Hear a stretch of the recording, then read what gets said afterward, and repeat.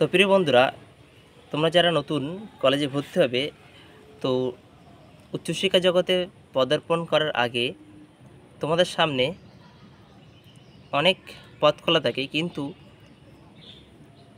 তোমরা কি করো, লোকে যা বলছে সেটাই শুনেই কিন্তু ভবিষ্যতের দিকে পা বাড়াও। সবার আগে যেটা করতে হবে সেটা হচ্ছে নিজের মনের কথা শুনতে হবে।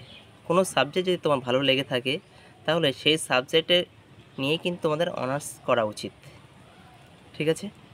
এবং যদি মনে করো তুমি বেশি সময় দিতে পারবে না, পড়াশোনার পাশাপাশি কোনো কাজ করতে চাও, তাহলে সেক্ষেত্রে তোমাদের অবশ্যই আমি পরামর্শ দেব, পাশে পড়ার পাশাপাশি যে কোনো হাতের কাজ তোমরা কিন্তু অনায়াসে করতে পারো। সেক্ষেত্রে পড়ার চাপ কম থাকে এবং পাশাপাশি একটা কোর্স কমপ্লিট হওয়ার সঙ্গে সঙ্গে অন্যদিকে কাজের অভিজ্ঞতাও বাড়ে।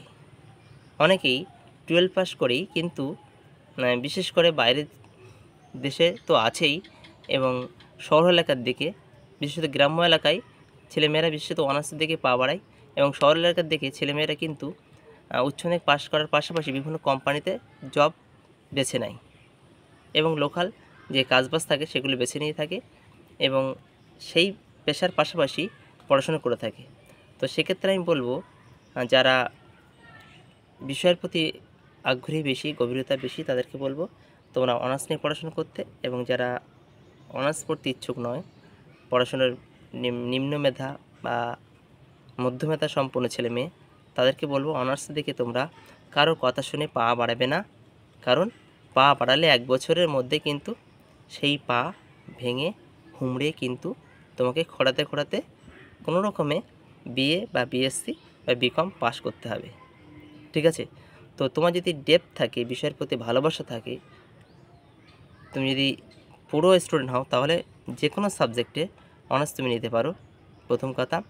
দ্বিতীয় কথা, যদি তোমার মনে হয় যে অনার্স পড়া তোমার দ্বারা সম্ভব না, কারণ তুমি উচ্চ মাধ্যমিক কেমন স্টুডেন্ট ছিলে তুমি নিশ্চয়ই তোমার সে ধারণা আছে, তেমনভাবে রেজাল্টও তোমার এসেছে।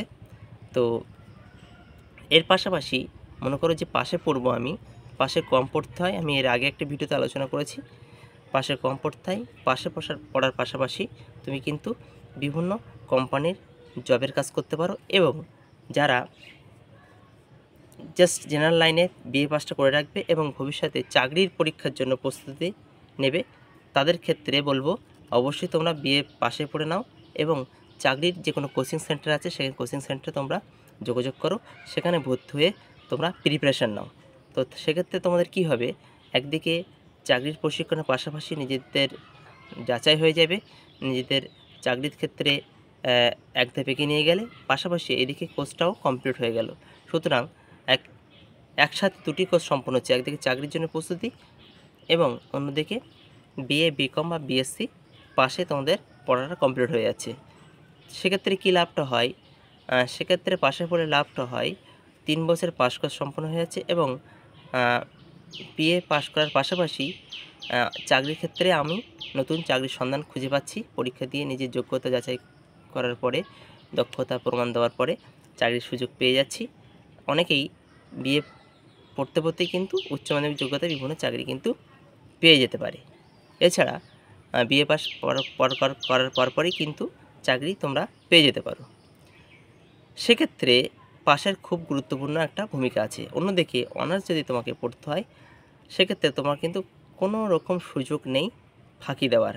তোমাকে অনার্সের দিকে নজর দিতে গেলে চাকরি পরীক্ষায় একটু সময় কম দিতে হবে। কিন্তু যারা ব্রিলিয়ান্ট স্টুডেন্ট, তারা কিন্তু অনার্সের পাশাপাশি চাকরির কোচিংয়ে সুযোগ দিতে পারবে। খুব উচ্চ মেধা সম্পন্ন ছেলে মেয়ে যারা পড়ুয়া, তারা কিন্তু অনার্সের পাশাপাশি প্রতিযোগিতামূলক পরীক্ষায় প্রস্তুতি নিতে পারবে। এক্ষেত্রে কী হয়, যারা পাশে পড়ে তাদের ক্ষেত্রে সুযোগটা বেশি থাকে, কম পড়তে হয় এবং প্রতিযোগিতামূলক পরীক্ষার দিকে এক ধাপ এগিয়ে যেতে পারে। তো অনার্সে পড়লে সেই সুযোগটা থাকছে না, এবং অনার্সের ক্ষেত্রে 4 বছরে তো কিন্তু অনার্স করতে হবে।